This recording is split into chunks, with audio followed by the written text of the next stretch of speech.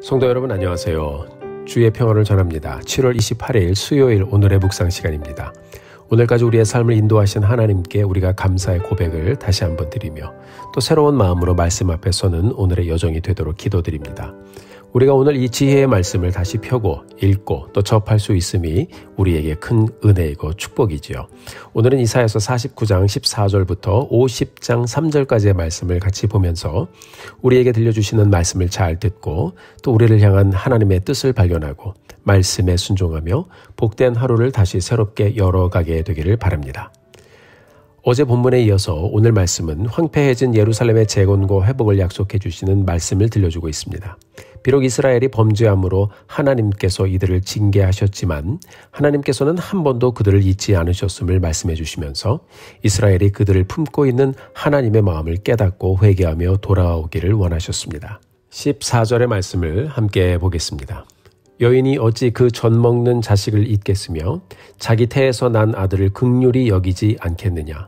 그들은 혹시 잊을지라도 나는 너를 잊지 아니할 것이라. 아멘.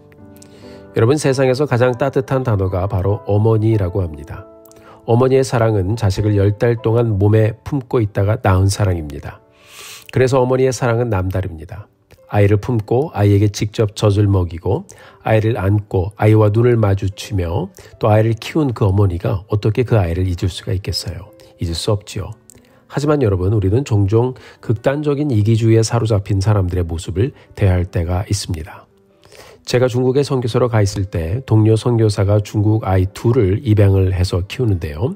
하나의 엄마는 갓난 아이를 기차 안에 버리고 내려서 그 아이가 고아가 되었고요. 다른 아이는 엄마가 어느 공장 앞에 정말 태어난 아이를 그냥 바로 공장 앞에 두고 버리고 가서 고아원으로 이렇게 보내진 아이가 있습니다. 그렇게 고아가 되었어요. 아이들이 하나님을 잘 믿는 믿음의 가정에 입양이 되어서 얼마나 큰 은혜인가요, 여러분? 그 가정을 통해 사랑을 받으며 은혜 가운데 이 아이들이 잘 크고 있습니다. 정말 생각하면 생각할수록 놀라운 하나님의 은혜이지요. 여인이 그 젖 먹는 자식을 잊지 못합니다. 그러나 잊을 때도 있습니다. 잊는 엄마들도 있어요. 여인은 자기의 복중에서 태어난 아이를 지극히 사랑하고 긍휼히 여깁니다. 그러나 여러분, 그렇지 않은 엄마들도 이 세상에는 있어요. 이사야가 말씀합니다. 그들은 그렇게 혹시 잊을지라도, 혹시 버릴지라도 나는 너를 절대로 잊지 아니할 것이다. 결단코 너를 버리지 아니할 것이다 라고 말씀하고 있는 것입니다. 사랑하는 성도 여러분, 우리 하나님은 하나님을 믿고 의지하고 사는 여러분과 저를 오늘도 잊지 않으십니다. 절대로 잊지 않으십니다. 하나님은 반드시 우리의 삶의 현장을 기억하시고 우리 가운데 찾아오셔서 은혜의 길을 열어주실 것입니다.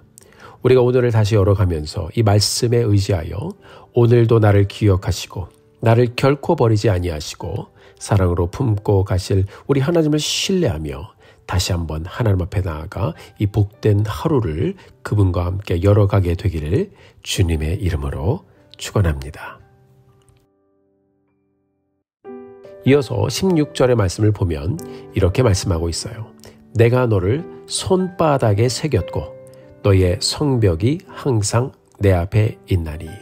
아멘. 내가 너를 손바닥에 새겼다라고 하셨어요. 여러분, 우리가 제일 많이 쓰고 또 무의식적으로 많이 보는 우리의 신체 기관이 있다면 바로 손일 것입니다. 내가 너를 손바닥에 새겼다라는 말은 하나님께서 우리를 늘 가까이에 두시고 우리에게서 시선을 떼지 않으시고 지켜보시겠다라는 말씀이에요.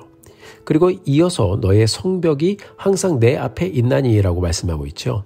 이 말씀 역시 하나님께서 이스라엘에게서 시선을 떼지 않으시겠다는 말씀입니다. 너의 성벽이 항상 내 앞에 있나니. 이 말은 하나님께서 항상 그렇게 바라보시겠다, 가까이에서 바라보시겠다라는 말씀이에요.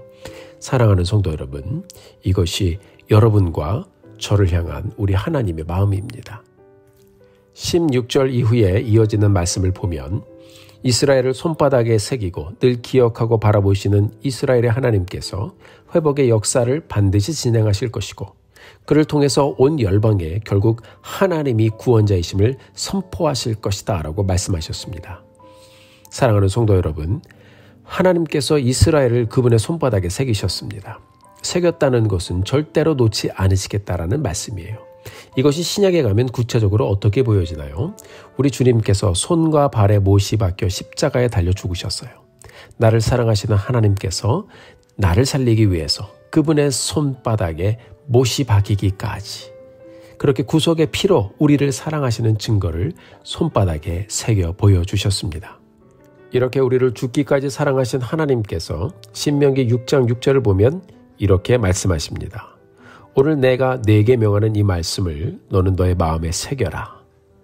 여러분, 하나님께서 우리의 이름을 당신의 손바닥에 새겨주신 것처럼 하나님은 그분의 사랑과 은혜를 깨달은 우리가 하나님의 말씀을 우리의 마음에, 우리의 심령에 새기기를 원하세요. 그것이 하나님께서 우리에게 원하시는 지극히 인격적인 하나님과 우리의 관계의 모습입니다. 그래서 우리가 오늘도 말씀 앞에 서서 이렇게 하나님의 은혜를 구하며 말씀을 묵상하며 나아가는 것입니다. 왜요? 그 말씀 우리가 이렇게 묵상하면서 하나님의 이름과 우리 하나님의 말씀을 다시 한번 이렇게 마음에 새겨보며 가고 있잖아요. 여러분, 히브리서 10장 16절을 보면 또 이렇게 말씀하고 있어요. 새번역 성경 버전을 제가 봉독해 드리도록 하겠습니다. 히브리서 10장 16절입니다. 그 후에 내가 그들과 맺을 새로운 계약은 이렇다. 내가 나의 법을 그들 속에 새기고 그들의 마음에 기록할 것이다. 아멘. 사랑하는 성도 여러분, 이것이 예수님을 믿는 우리를 향한 우리 하나님의 마음입니다. 하나님은 우리 연약함을 아시고 매일매일 하나님의 말씀, 하나님의 그 사랑의 말씀을 우리 마음속에 기록해 주시고 새겨 주실 것이라고 말씀하고 있어요.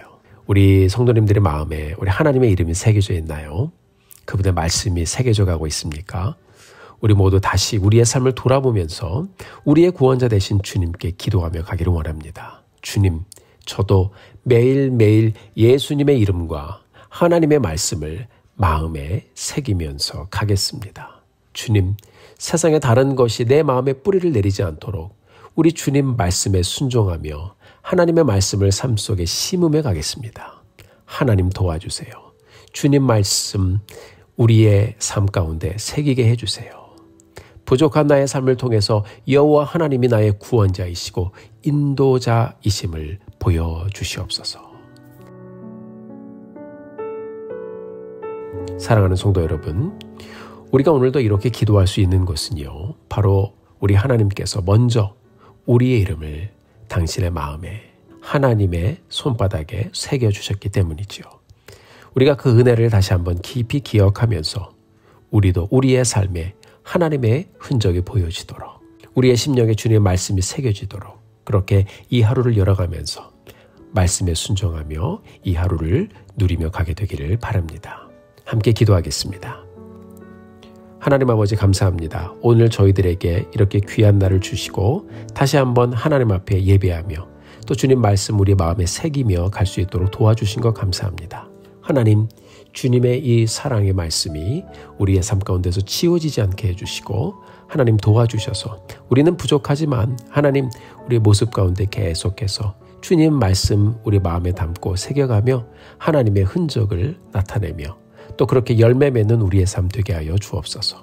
우리를 먼저 사랑하시고 독생자 예수 그리스도를 통해서 우리의 이름 십자가에 하나님 새겨주신 그 하나님 감사합니다. 주님과 함께 죽고 일어나 하나님의 그 놀라운 사랑 우리 마음에 새기고 사는 우리들 되게 도와주시옵시고 매일의 여정 가운데 늘 주님 사랑함을 고백하며 가는 저희들 되게 하여 주옵소서. 감사합니다. 영광 올려드립니다. 예수님의 이름으로 기도드렸습니다. 아멘. 사랑하는 성도 여러분, 오늘도 힘내십시오. 여러분들을 위해서 기도하겠습니다. 사랑하고 축복합니다.